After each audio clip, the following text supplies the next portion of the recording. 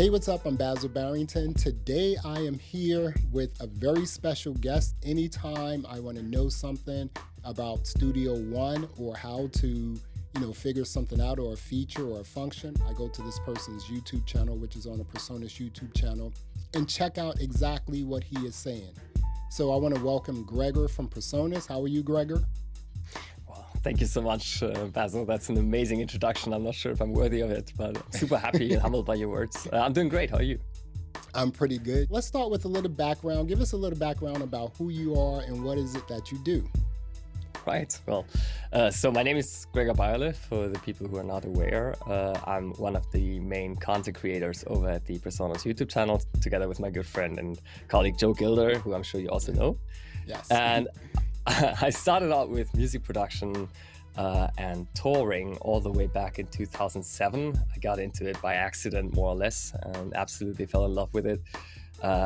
Everything about it, just playing shows, producing music. I got absolutely obsessed with it and eventually started with my own business. I was providing production, mixing, and mastering services to people mostly in an alternative electronic music scene. And from there, I started using Cubase all the way back. And I had this issue that I was an absolute nobody at the time in the producer game. And because this was a very alternative scene, there was also not a lot of budget for producers and engineers. I'm sure a lot of people know that kind of situation. And because there was not a lot of money involved, and because I didn't have any credentials for my name, I couldn't even charge the bare minimum of what other producers were charging, because they already had a list of albums of references. So why would you go for somebody with zero references if for the same money you could go for somebody who does, right? So I had to go even lower in the price to even get a shot at it to begin with. And I found that I was just taking too long to get these productions done.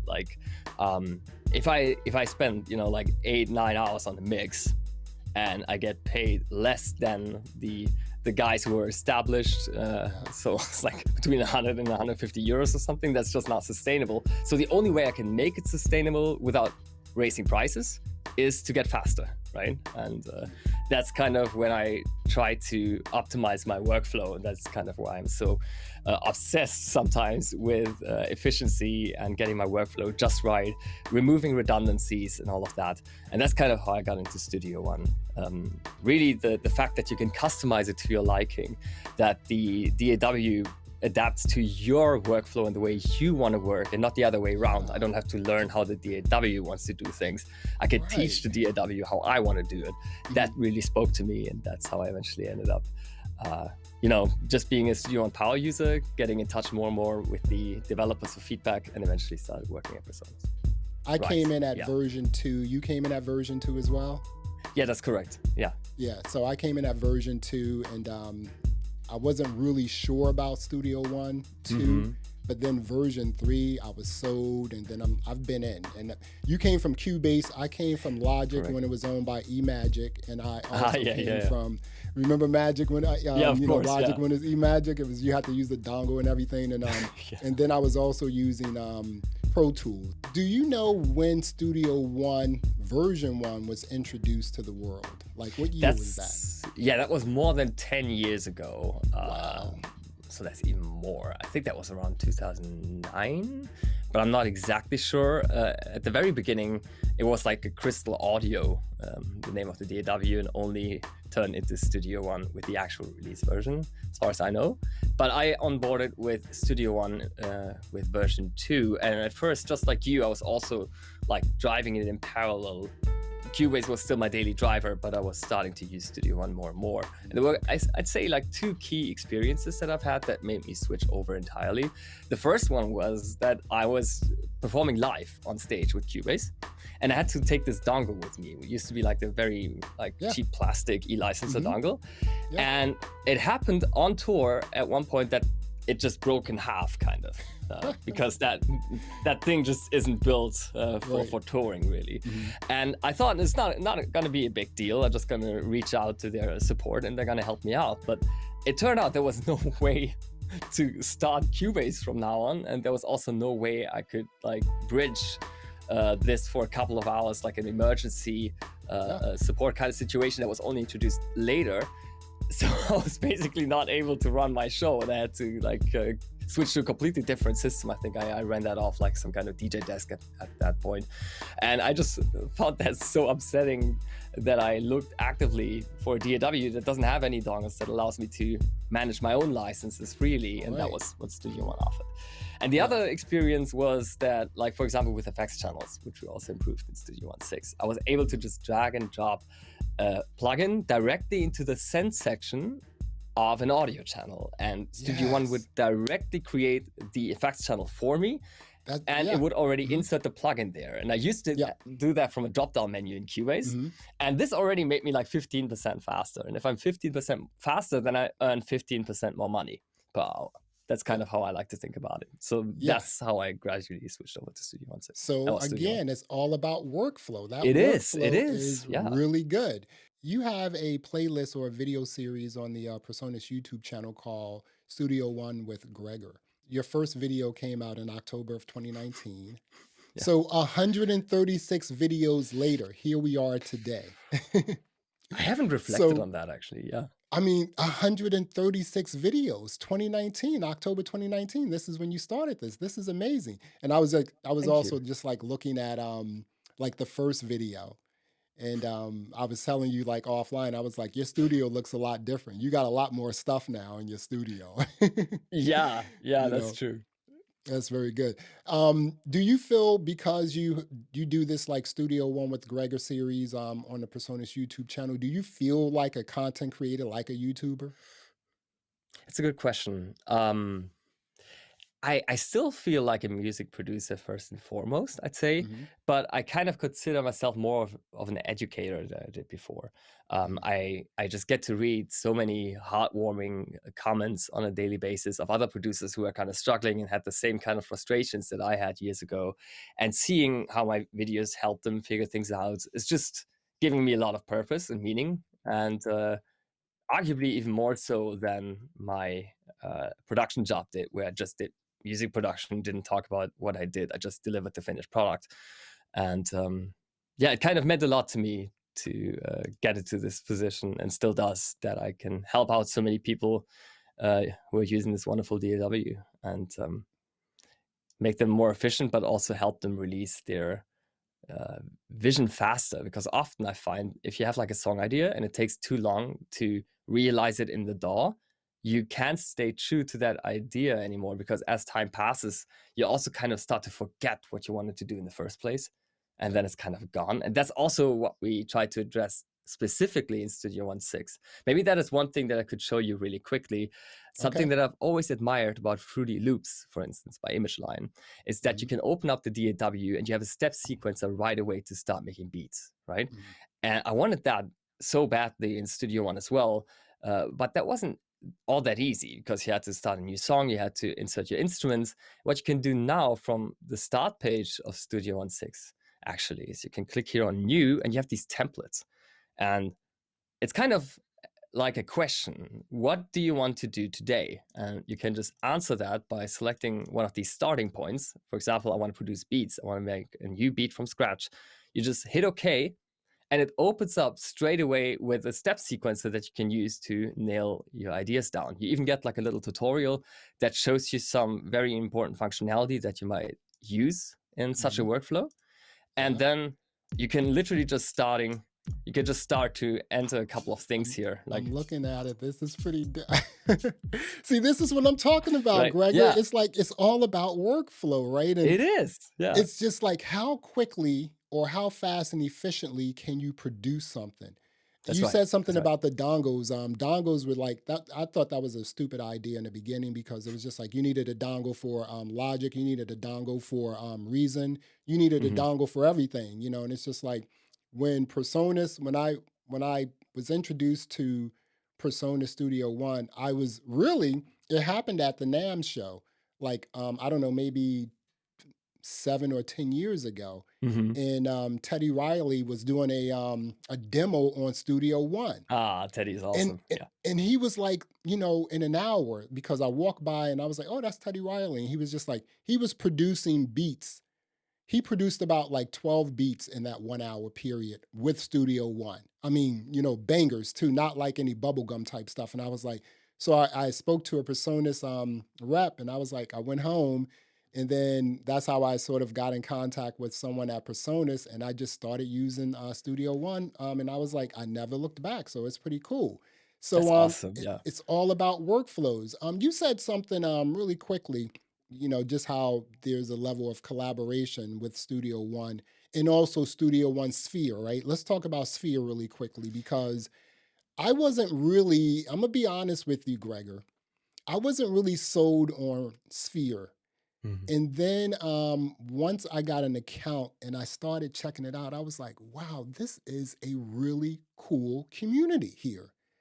Yeah. Right? So if you take, I mean, and I think that's really important, because if you take like something like a Pro Tools, which really doesn't have an online community like a Sphere, right? Hmm. There are other products that are trying to create this online community, like Serato, the DJ software, is trying to do that. Also, Rekordbox, but it's not there yet, right? A Sphere seems like it's a real community. You are starting something on Sphere called Mixing Sessions with Gregor. Right. Yeah. Okay, so explain that to everyone. What is that? How can you help someone with mixing sessions with Gregor? Okay, well, thanks for giving me the opportunity to talk a little bit about that. You're Mhm. absolutely right. First of all, it's very difficult to see from a distance what the value proposition of PreSonus Sphere is, because it seems to be just Studio One at first, Mhm. but you keep paying a monthly subscription for it. That doesn't seem to make a whole lot of sense. But when you look closer, you see it's not just Studio One; it's also all of the plugins that we do. It's all of the sound and sample libraries that we do. It's kind of Netflix for music production. I like to That's call it that really way, what it because it is. gives you Yeah. yeah, it gives you all the tools that you need. Yeah. Plus, it has this very nice community aspect. So these mix critiques is actually what we're calling them. Mix critiques with me and Joe. We do them together.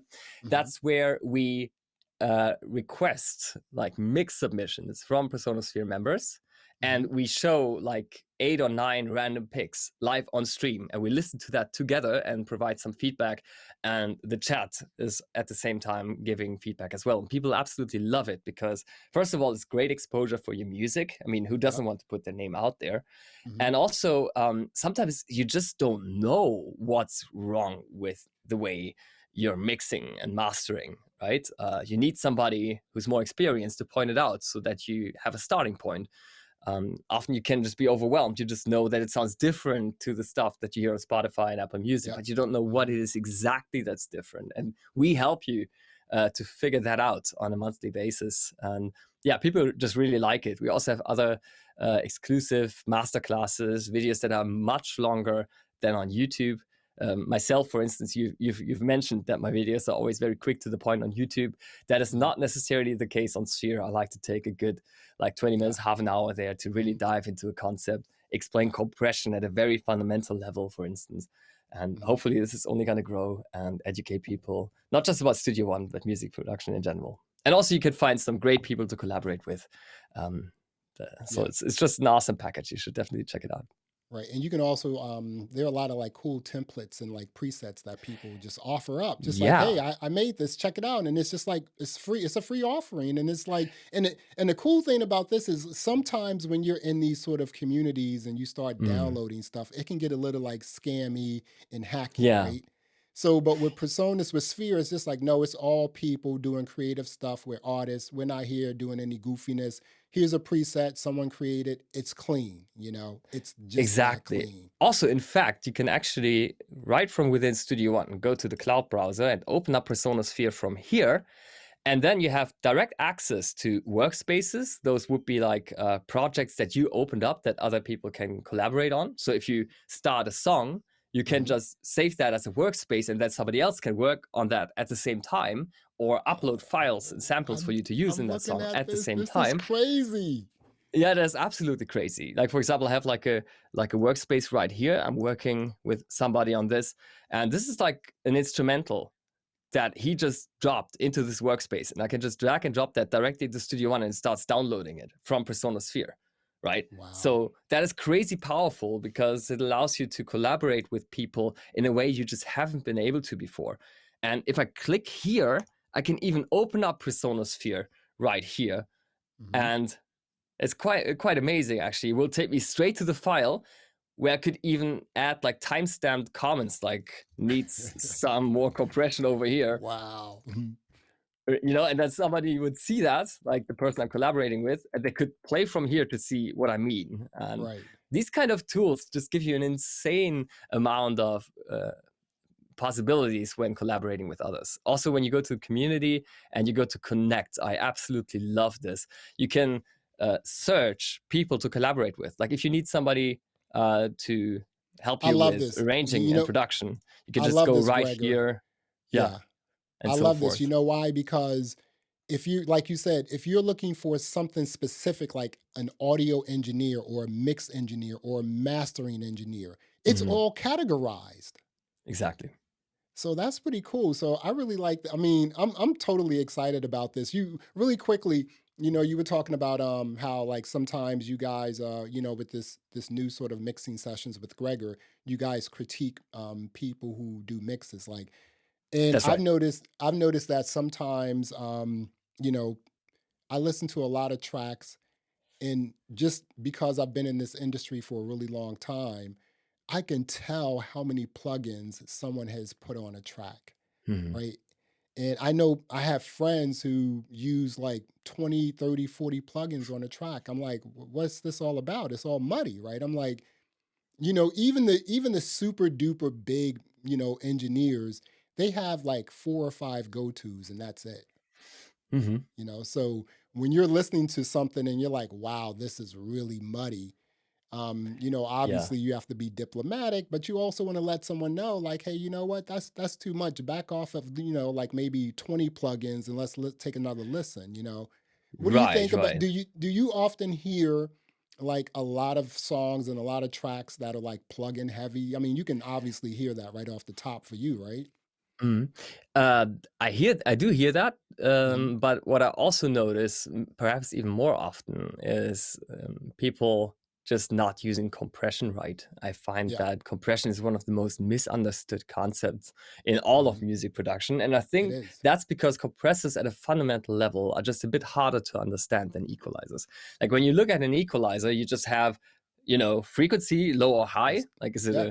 is it a low pitch, is it a high pitch, and then you say louder or quieter. Everybody Yeah. understands that.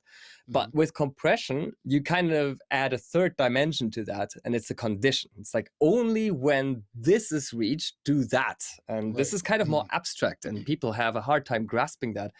And I like to compare compression to paying taxes, right? Like if you make something among the lines of minimum wage, at least here in Germany, you don't pay any taxes. But as soon as you start earning more money, that's when you start paying taxes for every dollar that comes after that. This is kind of what compression is really. Like if your level is below the threshold you set, nothing happens. The compressor does nothing. But as soon as you pass that point, it kind Hmm. of attenuates. So it makes all the loud stuff quieter, and then it raises gain overall to make up for the level that was lost. So you get a more even level, which is also on my mic right now. This is the reason that I can go back and forth and the volume stays pretty much Right. the same. This would be Hmm. impossible without a compressor. And I Yeah. see very often that people in their mixes just don't use compression right. Like either they over compress and it's just no dynamic range at all. There's no difference between loud and quiet. Or they don't use any compression, and then it sounds like you're just putting tracks on top of each other, but they're not really glued, like they're not really one cohesive thing. So that's something that I hear arguably even more than too much plugin processing, which also happens a lot, by the way. But yeah. Yeah. I like to call compression in the coding world, the programming world, there's a statement called an if then statement, right? Mhm. And so compression is like an if then statement, like if this, then do this, right? Yes, exactly. Correct. Yeah. If then. Yes, yes, Right. So, absolutely. so it's Absolutely. just like, so, and you, like you said, you hear that people don't understand that this will happen if this is happening or if this is not Right. happening. So people just don't understand that. So it's very interesting. You showed something Yeah. previously where you had like all this connections like within the song page. Is that Mhm. with Sphere?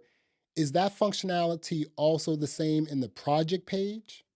Oh, you mean these kind of templates where just started Yeah. producing a beat with one click? Hmm. That's like a core feature of Studio 1.6. So you get Okay. that feature regardless of PreSonus Sphere. That is always Wow. available for you. Yeah. Okay, wow, that's pretty cool. Let's really quickly talk about some of these cool features in Studio One 6. I'm just Sure. gonna like, just name some of these features, and I want you to, if you can, just give us like a brief explanation of what it Yeah, is. you I got it. some of these features, I love some of these features. So the features I have here are some of the features I'm really feeling. Let's start off with like smart templates, and I Mhm. can put you on like a shared screen if you want to as well. Yeah, those smart templates are kind of what we just talked about, like the produce beats. When I just opened that up with a double click here and started Hmm. producing right away, that is a Right. smart template, which Yeah. means that certain functionalities are still hidden. Like we can also hide certain menu items now, because when I'm doing a beat in Studio One, I rarely need to use the kind of audio editing tools that are required for video editing, which is now also Hmm. possible in Studio One, by the way. So best to just hide these buttons that are not relevant to your workflow. And that's what this smart template is already doing for you. It also opens up the step sequencer for you to use right away. And it just is all about that workflow element to just make you get to nailing down your idea faster. That's really Yeah. what they're all about. And we have smart templates for various applications. There's one for producing beats, but there's also one for creating content like podcasts with or without video, which already takes care of all the audio input and output connections. You don't have to set that up yourself. Comes with a couple of instructions here on the side how you should Hmm. go about this. It's great for beginners in particular. That's pretty cool. That's pretty cool. Now, what about global video tracks? Now, the reason why I Yes. think this is pretty interesting is because a lot of times you have a track, and then someone wants to create a video. So now they have to go to a videographer, right? Hmm. Um, and then you're giving that music to the videographer, and they're probably dumping that into like Premiere Pro or Final Cut Pro. The Hmm. video is completed. All you have to do is lay the music on it. So how does this feature work with PreSonus Studio 160 global video track? Because it sounds super interesting. Right. So the video track is not exactly new, but it has Right. a lot more functionalities now than it did Hmm. before. Like the video track used to be like a mere uh, playback Yeah. track. So you were only able to play the video, but you weren't able to move it on the timeline to cut, trim, scrub, move around. Nothing of that was possible. Now you can actually import as many video files as you want onto this video track. And you can also use all of these awesome editing tools that you may already appreciate from the classic Hmm. Studio One workflows, such as scrubbing events. So this is something Yeah. that sometimes freaks Pro Tools people out. I know I can just cut like an event like so, split it at the Right. boundaries, and then I can just move the content around like so, right? Wow.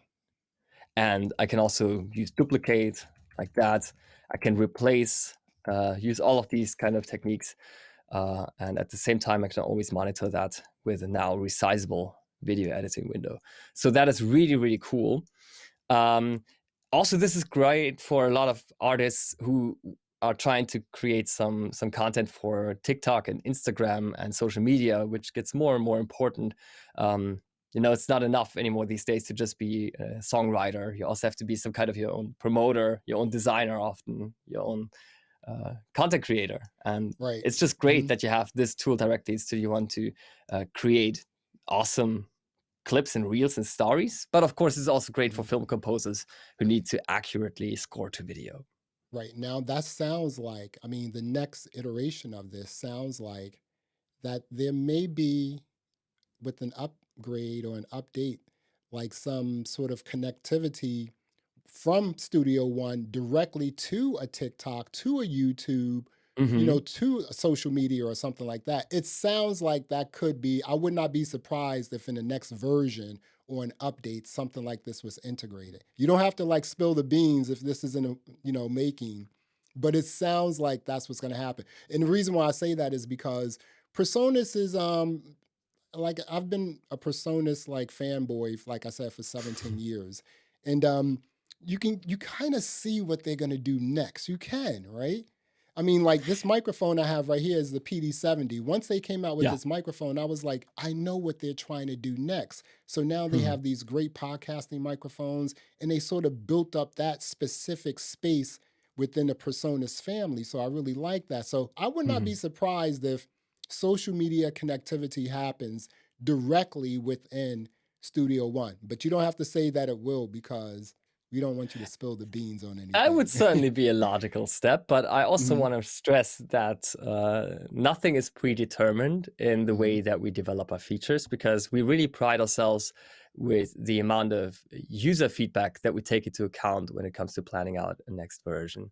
So, for example, we have these Studio One meetup events, which are hosted by enthusiastic Studio One users, such as myself, but also many other people, where other Studio One users can come to ask questions, discuss features that they like or that they don't like so much, and also name their feature requests. And what happens then is that we consolidate these feature requests and then present them to product management to discuss future features that could address these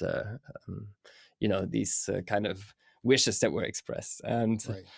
I find that really cool. We also have the answers user base where you can upvote feature requests, and you see that we consistently address at least like the top 5, the top 10 of these Yeah. feature requests in upcoming Right. versions. So what I'm saying is that the users have like a great say in the future of Studio One. Nothing is predetermined here. It's all based on user feedback. I think in in version 3 or 4, I never wrote a comment or anything like that. But I wrote one. I was like, I would like more flexibility with the swing feature, right? Yeah, As a dance music producer, as a hip hop producer, we need swing. You absolutely. can't Oh, make hip hop absolutely. music without swing, right? Not And impossible. Yeah. the thing with like Logic is once you threw tracks into Logic, Logic automatically had this swing to it, right? But now, for me, Studio One automatically has a swing, a swagger to it. Once you open it up and you start working with it, you can just hear it, you can feel it. I mean, again, you have to be in a space to understand like what you're hearing. So that's very important. Let me ask you about a Yeah. couple other features that I think are pretty cool. The customization of the editor. So Right. that is, to me, when I saw that and I started playing around with it, I was like, oh, I don't think I get it really quickly. I get that. But I don't think a lot of people may not understand like how useful this actually is if you really, do a little deep dive into it. So give us a quick overview of exactly what this is. A lot of people use Studio One for more narrow applications. For example, there's people recording their podcasts inside of Studio One, and they don't have any intention of using virtual instruments, using quantize options, working with audio warping. Nothing of that applies to their workflow. So you could make an argument that they also don't need to see all these buttons then, because that just takes away the focus from the buttons that really matter to your workflow. Right. That's kind of the entire idea. So if you right click here in the top section, you can actually select customize. You can also open it up with a keyboard shortcut. And here you can select your active customization. And if I select minimal, for instance, you see a ton of buttons just disappeared. Like the instruments browser disappeared entirely now. Also, a lot of the advanced editing buttons have just disappeared. A lot of the transport bar buttons have disappeared. And that's a lot of unnecessary information that's now hidden for somebody who just wants to use Studio One at a more basic level. I would make the argument that it just makes it easier to learn the software if they're coming into Studio One 6 and they have all these massive amounts of functionality, to just focus on the basics first. And once you got those down, you can then gradually switch over to complete, where you see all of the menu items and buttons. Yeah. Do you also have this feature in the project page? That's a great question. I think not. I'm pretty sure that's not the case, but let me just double check that, because that's actually a fantastic question. I just want to make sure that I'm not lying to you here. So let's see. It seems like I think it seems like I wouldn't be surprised if you did have that ability, because it seems like the functionalities and the features that are on the song page, they're generally on the project page as well. Right. Yeah, I see there's no customization manager here on the project page, but I would argue that the project page is already like a reduced customization. And it needs to be that way because all of the buttons that are left are really important, right? Right, exactly. Okay, very good. Hmm. A couple more questions, and I'm gonna get you out of here. Talk Okay. about the update that you guys did with the Pro EQ plugin because Ah. that plugin is it's a sleeper. Let me say something really quickly about plugins, right? Yes. So when PreSonus introduced Mix Engine, right, the Mix Engine plugins, and then they revamped, the stock plugins. I said, let me check out these plugins. I checked out the plugins, so I stopped using my Wave plugins and I still use Isotope because I like to do things with vocals. But for the most part, 98% of what I do, it's all PreSonus plugins because they revamped them and they actually sound really good. I don't think I need like a Wave plugin. I mean, and the other thing is this, like a saturation plugin is a saturation plugin. It does something slightly different than the other version or another company's version of it. So you just have to really figure out which version of a saturation plugin you want, which is why, Hmm. using the stock plugins for PreSonus, I was like, oh, these are great. They sound great. I don't need any other plugins. Yeah, That's there's a just lot of.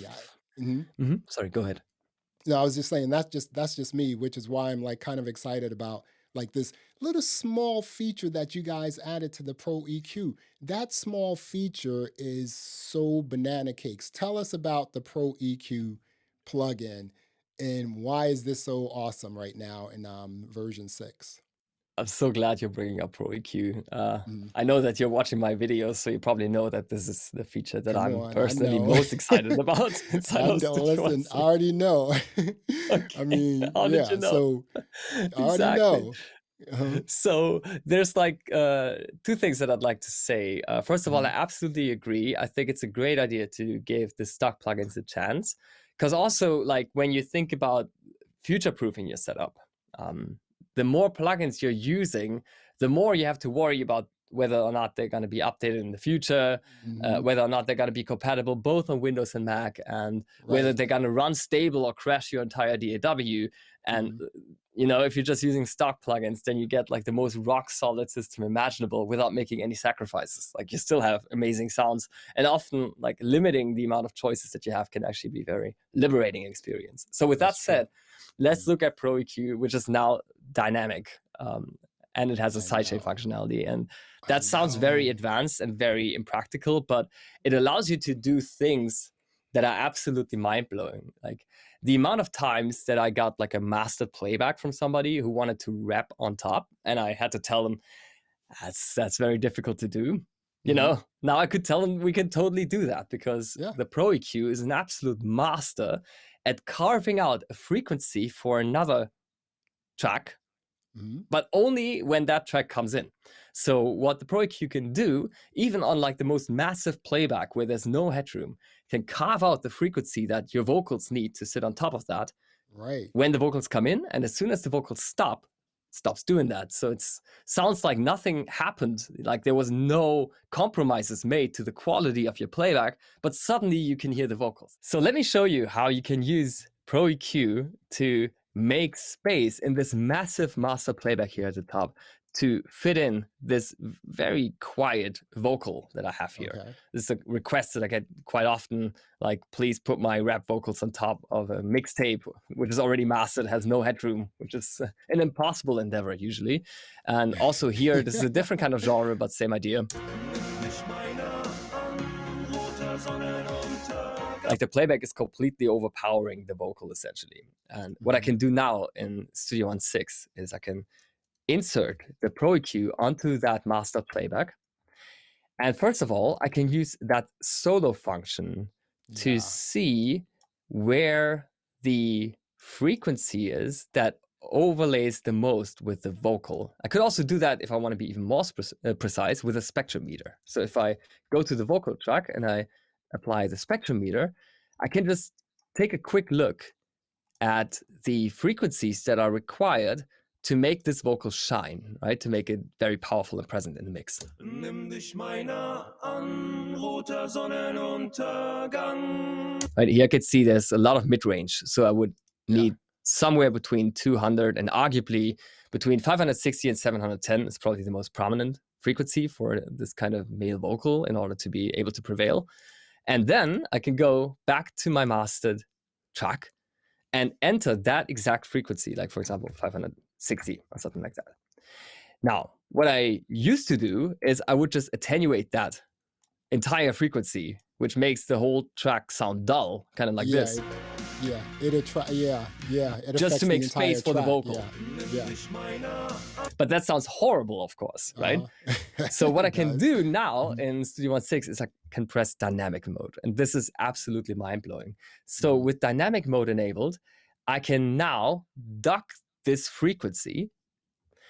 And because we also have a sidechain, we can do so only when the vocal comes in. So if I click on sidechain and I select the vocal, what happens now is that every time the vocal sings, the frequency that's required to make the vocal shine in the mix is being ducked down in the playback. But as soon as the vocal stops, it stops immediately.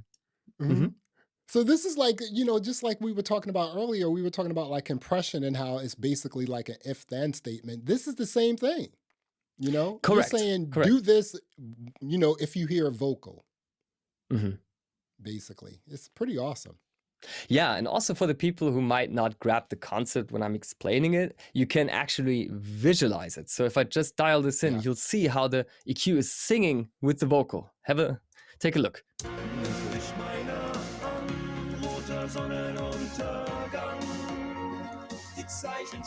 Wow. That is crazy. That's amazing, right? That is crazy. Let me ask you this. Do you have you seen another EQ plugin that does this sort of dynamic thing? I have seen two, but they're quite difficult to dial in because you really need to know your stuff. You really need to set the attack and release times yourself. And this completely automates the process and is frankly the most transparent dynamic EQ I've ever heard. Like we're taking out more than 6 decibels of mid-range, of brilliance from the playback. But you can literally not hear that this is happening because once the vocal stops singing, the reduction also stops. And because your focus is jumping to the vocal when it comes in, you don't even notice. So it's like an invisible headroom gainer and an absolute powerhouse and something that I use in all of my mixes every day. So just for that. It's awesome. I always thought like, as you guys put out these versions, I kept asking myself, like, who are the programmers at PreSonus? Because they understand like machine learning, obviously, right? They understand like algos and everything else. Yeah. And it just seems like what it's doing is it's kind of collecting data, right? And then it's saying, okay, this needs to be better or this can be better. And it's just based on data that you guys probably collect in terms of like how like power users are using Studio One. And, I'm not quite sure how this update for the Pro EQ3 was done or That's if a really funny story, but actually. It's pretty awesome that it's like you can even use something like that on kicks. Like if you're doing dance music and you just want that kick to be hard, right, when it comes in, you can click that dynamics, and then that's next thing you know, whenever that kick's come in, even if it's forward to the floor, it's still going to pump on the kick, not throughout the entire track, basically, right? Totally. Yeah, then it works kind of in the opposite way. Like the way it works is that it says if this frequency, like the low end, is not enough when the audio comes in, boost it, right? But if there's already enough low end, don't. So it's like you can never boost too much if you do it this way. Right? This is awesome. Oh, you know what? So this feature, now that, just logically, let's think about this, right? In terms of this feature, right? Yes. You're doing it on a Pro EQ. Now, compression already does that. That's what compression is. You're saying do this at this level, right? Can you imagine this sort of feature on other plugins, like maybe a de-esser? I know you guys had like you did something with a de-esser as well, like on a de-esser, or maybe even, I don't know if something like this could really work on the fat channel. I don't know. What do you think? On a de-esser, it could certainly work. The only thing we do then is just up the frequency more towards the sibilants, and then you get the same effect. Kind of like a de-esser is really just, almost like a conditional attenuator only for the sibilant frequencies. So if you put your Pro EQ, between 8,000 and 12,000, and you Yeah. tell it like, if that frequency goes too loud, reduce it, otherwise leave it alone.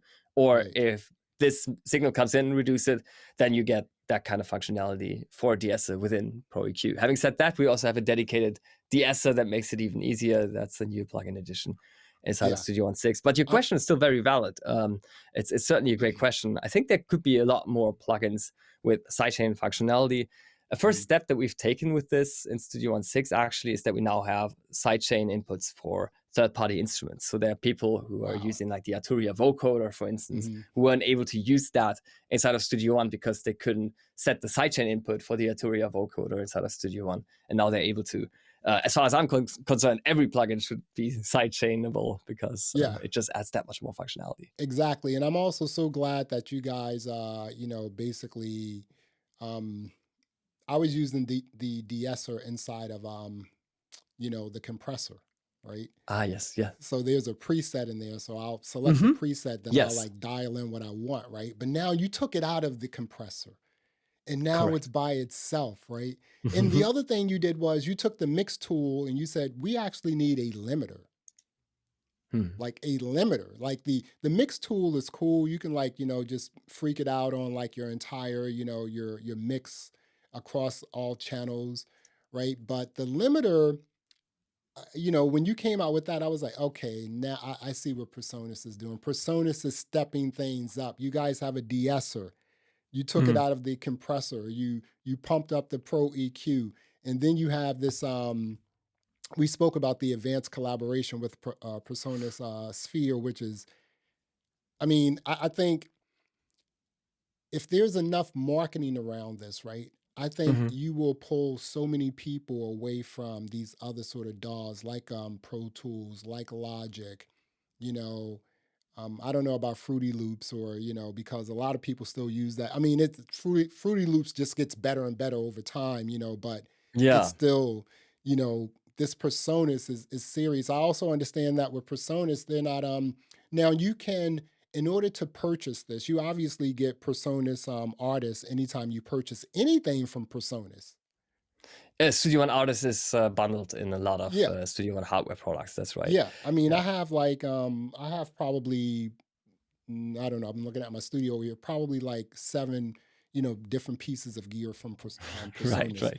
All of them come with like Studio One artists. You really, and I was telling my friend this because they were getting into it. I said, just get the audio interface. They were like, what about a DAW? I was like, it comes with it, you don't need anything else, Of course.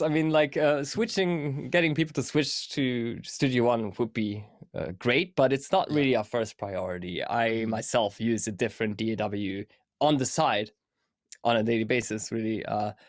So I would say that every DAW has their own unique strengths, and it's absolutely possible to add Studio One to your setup, even if you're using a different DAW on a daily basis. My favorite example is Ableton Live, which doesn't have ARA. And sometimes I just drag and drop my audio clips from Ableton Live into Studio One to process that with Melodyne, because Melodyne is built into Studio One. I don't have to record it to Melodyne first. I can do the editing straight away. And once I'm done, I just bounce it back into Ableton Live. And that's like a very basic example of a dual DAW workflow that you can do, which is not an either or, it's an and. And so we don't need to convert everybody to Studio One, but getting more people to be aware of the software and perhaps adding it to their setup would be awesome. Before I get you out of here, Gregor, I have to ask this question because I know people want to know. Okay. So again, I've been watching you since 2019. Thank you so much. And I've seen your studio evolve over time. Right? Yes.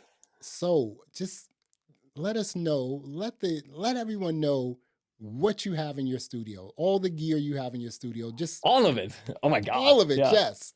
Just it's names, So I just switched my camera. I hope you could see it. So yes, I can. My proudest possession, I'd say, is the Alesis Andromeda right here. Which is like a legendary analog 16-voice synthesizer, which is still working. And at this point, it's probably more an investment than an actual piece of antique gear. On top of that, I have one of my favorite synthesizers of all time, the Dave Smith Instruments Now Sequential Pro 2. On top of that is the Wow. OB6. Hmm. I have like a Eurorack modular I see the synthesizer over modular here. thing. Yeah, you still play Sometimes, with that modular, that yeah, sometimes synthesizer perform with there? it live, actually. Yeah. Okay. What else? What else? I have a couple What of about your audio interfaces? Which audio interfaces are you using? right. So I have the Studio 192 right here from Hmm. PreSonus. I use that for a lot of the loopbacks that I'm doing to be able to push my audio out to you. Then I have a Quantum that's cascaded with a Quantum 2626, which is our ultra low latency line, which allows Yeah. me to monitor all of these external instruments with zero latency inside of Studio One, and then process that with plugins inside of the DAW, kind of like software monitoring. Aside from that, I have like an equalizer, an outboard equalizer by Tegeler Audio Manufaktur from Berlin. It's called the Creme. And then there's the solid state logic Fusion and another Tegeler Audio preamp for my microphone, a PreSonus fader port, which I use on a daily basis. And I think that's pretty much it. Yeah. Let me, okay, listen, I'm going to give you two underrated products by PreSonus. These the two Adam SQ. products are completely underrated. Please do. The IO Station 24C, completely underrated. Oh, yeah. Totally underrated, right? Totally. And I have a theory about that too. And the other thing that's completely underrated is the fader port. It's completely underrated. Now, I know now that, you know, a lot of people using other DAWs are using the fader port as a controller. So that's starting to work out. But I was telling you that, you know, I've been a PreSonus fanboy like 17 years, and I kind of see how they do things. So when I got the IO Station 24C, my first thought was, okay, I'm waiting for the IO Station 24C 8-channel.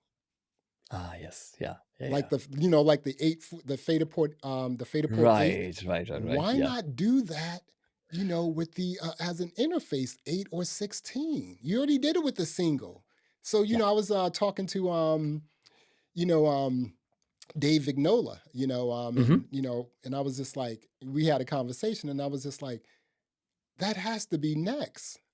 It has to be. Yeah, it's a great point. Like for the people who may be unaware, the IO Station 24 is essentially the fader port, like one that I have right here, for instance, which allows you to always control the channel you have currently selected. So you can just use that as a third peripheral device, kind of like your mouse, and you just blindly grab to the left or right of your desk, and you just do this for louder and quieter. You can also do transport controls, but the IO Station would also add an interface to that, an audio interface with audio inputs and outputs to connect your speakers. So it's a great all-in-one device, like a full production controller. And there's also the fader port 8, which is the same principle, but with 8 faders. And you're just like talking about the possibility of having like an audio interface. I know that was planned at some point, whether or not that's still current, I'm not sure. I have no information on that.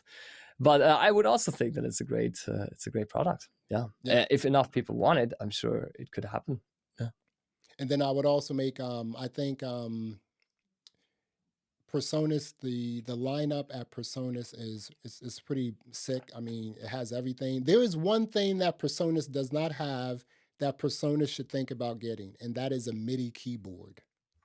There should be a PreSonus MIDI keyboard. You have PreSonus, think about it. PreSonus has everything in like in terms of music production, podcasting, whatever, right?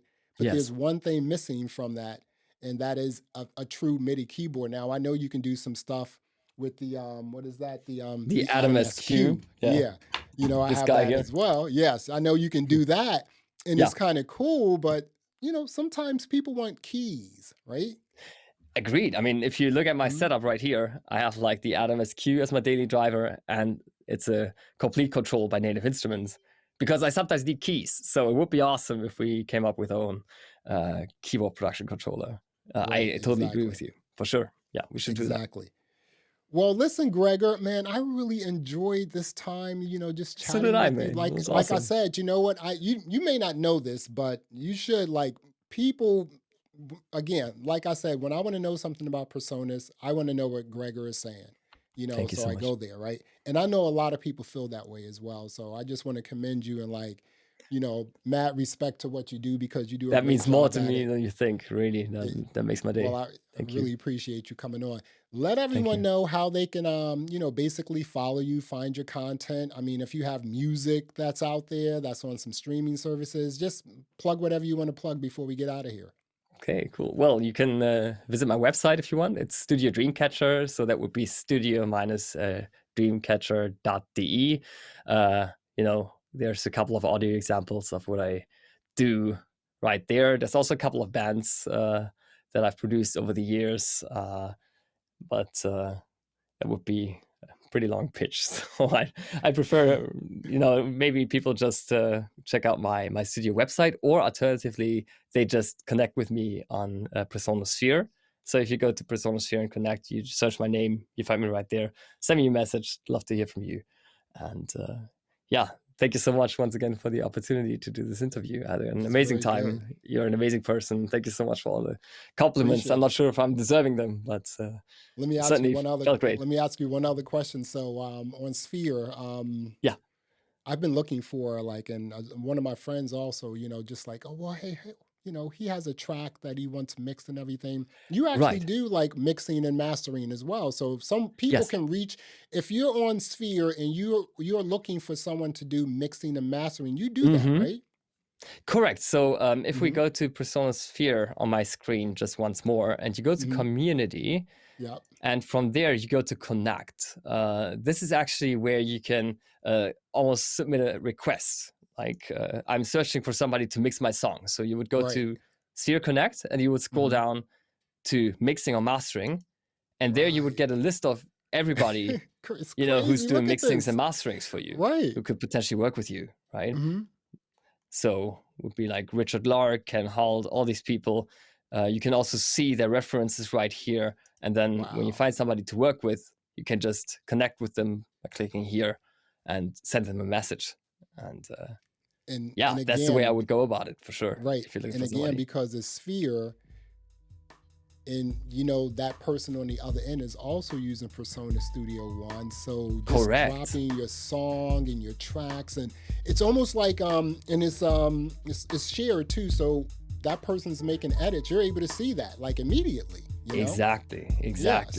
Yeah. So people don't understand that, and people don't also understand like how much of a Herculean task that was for a digital audio workstation. I'm not talking about a Microsoft product. We're talking about a digital audio workstation. That's Herculean to like actually create that functionality back and forth. I think it's like in a database world, it's called like a many to many relationship. So you did that. Right. So it's kind of cool. So commend Yeah, you it's guys crazy on that. when you think about the small amount of people that made PreSonus Sphere happen in the beginning is actually quite crazy. Yeah, it is. I always say you never need a lot of programmers. You just need a few really good programmers. That's it. Certainly. Yeah. Well, Gregor, I really appreciate you hopping on. Thank you. And listen, I hope to do this again sometime. Yeah, me too. It was awesome. Had a great time. I'm going to connect with you on Sphere too, okay? Yes, please do. Yes, and everybody should do that. Hit me up on PreSonus Sphere. Would love to hear from you. And give it a shot. Thank you, PreSonus. And thank you, Gregor. Thank you so much.